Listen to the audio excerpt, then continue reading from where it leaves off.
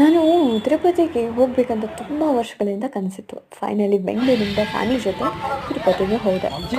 Free ದರ್ಶನ ಸಿಗುತ್ತೆ ಅಂದ್ಕೊಂಡು ಫ್ರೀ ಲೈನಲ್ಲಿ ಹೋದ್ರೆ 3 ದಿನ ನಮ್ಮನ್ನ ಒಂದೇ ರೂಮಲ್ಲಿ ಎಷ್ಟೋ ಜನದ ಜೊತೆ ಕೂಡ ಹಾಕಿದ್ರು. ಫುಡ್ ಎಲ್ಲ ಕೊಡ್ತಾ ಇದ್ರು. ಫೋನ್ ಮಾತ್ರ ಇರಲಿಲ್ಲ. 3 ದಿನ ಆದಮೇಲೆ ದರ್ಶನ ಮಾಡಿಕೊಂಡು ತಿರ್ಗಾ ಅಲ್ಲಿ ಒಂದು ದಿನ ಇದ್ದು ಬ್ಯಾಂಗ್ಳೂರ್ಗೆ ವಾಪಸ್ ಬಂದ್ವಿ. ಅದಕ್ಕಿಂತ ಮುಂಚೆ ನಾವು ಮೆಟ್ಲು ಹತ್ಕೊಂಡು ದೇವರ ದರ್ಶನ ಮಾಡ್ತೀವಿ ಅಂತ ಕನಸಲ್ಲೂ ಅಂದ್ಕೊಂಡಿರಲಿಲ್ಲ. ಎಲ್ಲರೂ ನನಗೆ ನಿನಗೆ ಆಗಲ್ಲ, ಅಷ್ಟೊಂದು ಮೆಟ್ಲು ಹತ್ತೋದಕ್ಕೆ ಅಂತ ಹೇಳ್ತಾ ಇದ್ರು. ಬಟ್ ನನಗೆ ಅದೇನೂ ಗೊತ್ತಿಲ್ಲ. ನನಗೆ ಮೆಟ್ಲು ಹತ್ಕೊಂಡೇ ಹೋಗ್ತೀನಿ ನಾನು, ತಿರುಪತಿ ದರ್ಶನ ಮಾಡೇ ಮಾಡ್ತೀನಿ ಅಂತ. ಸೊ ಎಷ್ಟು ಮೆಟ್ಲುಗಳಿದೆಯಲ್ಲ, ಅಷ್ಟು ಮೆಟ್ಲು ಹತ್ಕೊಂಡು ಫೈನಲಿ ತಿರುಪತಿ ದರ್ಶನ ಮಾಡಿದೆ.